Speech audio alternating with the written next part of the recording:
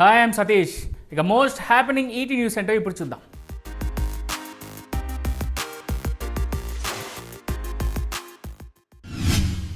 త్వరలో విజయ్ దేవరకొండ రష్మిక పెళ్లి చేసుకోబోతున్నారని తెలుస్తోంది. ఇందుకోసం రాజస్థాన్లోని ఉదయ్పూర్ ప్యాలెస్ వేదిక కానుందని కొన్ని వీడియోలో కనిపిస్తోంది. కానీ పెళ్లి డేట్ గురించి ఎలాంటి అప్డేట్ లేకపోవడమే విజయ్ దేవరకొండ రష్మిక ఫ్యాన్స్లో నయా క్యూరియాసిటీకి కారణమవుతోంది. దీంతో కొందరు నెటిజన్లు వీరిద్దరి పెళ్లిపై డిటెక్టివ్ రేంజ్లో ఇన్వెస్టిగేషన్ చేస్తున్నారు. ఈ క్రమంలోనే వీరు రష్మికకు సంబంధించిన రీసెంట్ ఎయిర్పోర్ట్ వీడియోను చూశారు. ఆ వీడియోలో ఓ అభిమాని రష్మికను మాస్క్ తీయమంటూ రిక్వెస్ట్ చేశాడు.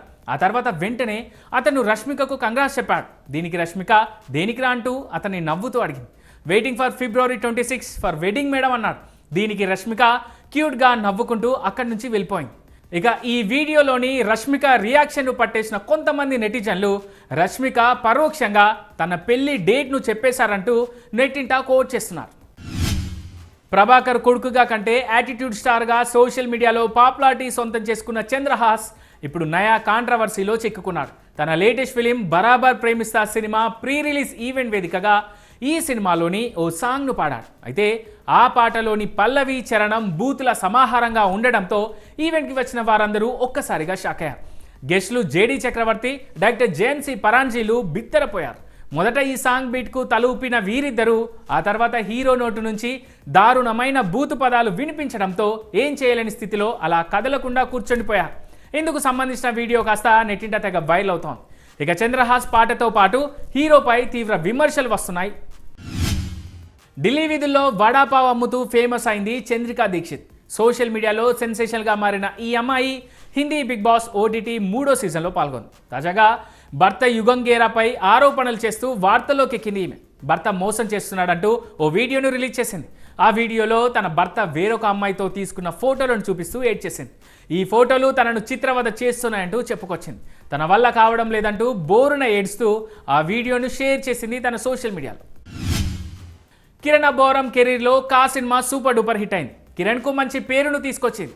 అయితే ఈ సినిమాకి సీక్వెల్ ఉందని మేకర్స్ అనౌన్స్ చేశారు. ఈ క్రమంలోనే ఈ సీక్వెల్లోనూ కిరణ్ హీరోగా ఉంటారని అందరూ అనుకున్నారు. కానీ అందరి అంచనాలను తలకిందులు చేస్తూ కా సినిమాలో హీరో ఎవరనే విషయంలో ఇంకా క్లారిటీ లేదంటూ ఈ మూవీ ప్రొడ్యూసర్ చింతా గోపాలకృష్ణ చెప్పుకొచ్చారు. ప్రస్తుతం ఈయన వ్యాఖ్యలు నెట్టింట హాట్ టాపిక్ అవుతున్నాయి.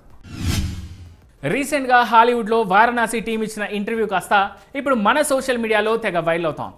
అయితే ఈ ఇంటర్వ్యూలోనే జక్కన్నతో మహేష్ ఓ కన్వర్జేషన్ గురించి రివీల్ చేశాడు. తన ఇంట్లో రాజమౌళితో లంచ్ చేసే క్రమంలో తామిద్దరం సినిమా చేద్దామని ఫిక్స్ అయినట్టుగా మహేష్ చెప్పుకొచ్చాడు. ఆ తర్వాత ఎలాంటి సినిమా చేద్దామని జక్కన్న తనను అడగడంతో తాను ఏం చెప్పాలో తెలియక సైలెంట్గా ఉన్నానన్నాడు. అయితే రాజమౌళి తన ఇంటికి వెళ్ళాక మీతో సినిమా చేసే ఛాన్స్ రావడం హ్యాపీగా ఉందని, మీ సినిమాలో హీరోలను భలే చూపిస్తారని, అది నాకెంతో ఇష్టమని జక్కన్నకు మెసేజ్ చేశానని మహేష్ చెప్పుకొచ్చాడు. అయితే తన మెసేజ్కి జక్కన్న షాకింగ్ రిప్లై ఇచ్చానన్నాడు. నాకు హీరో కంటే విలన్ అంటేనే ఎక్కువ ఇష్టమని జక్కన్న రిప్లై ఇవ్వడాన్ని చూసి తాను షాక్ అయినట్టు మహేష్ చెప్పుకొచ్చాడు.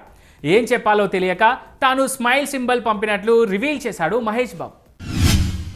మెగా 158 సినిమా కోసం దిమ్మె తిరిగే రేంజ్ స్టార్ కాస్ట్ను రెడీ చేస్తున్నారు డైరెక్టర్ బాబాయ్. ఇప్పటికే ఈ సినిమాలో చిరుకు జోడీగా ప్రియమణిని తీసుకున్నారని, మరో కీ రోల్ను మోహన్ లాల్తో చేయిస్తున్నారని టాక్ నడుస్తోంది. ఇక ఈ టాక్ తోడు ఇప్పుడు కొత్తగా మరో విషయం బయటికి వచ్చింది.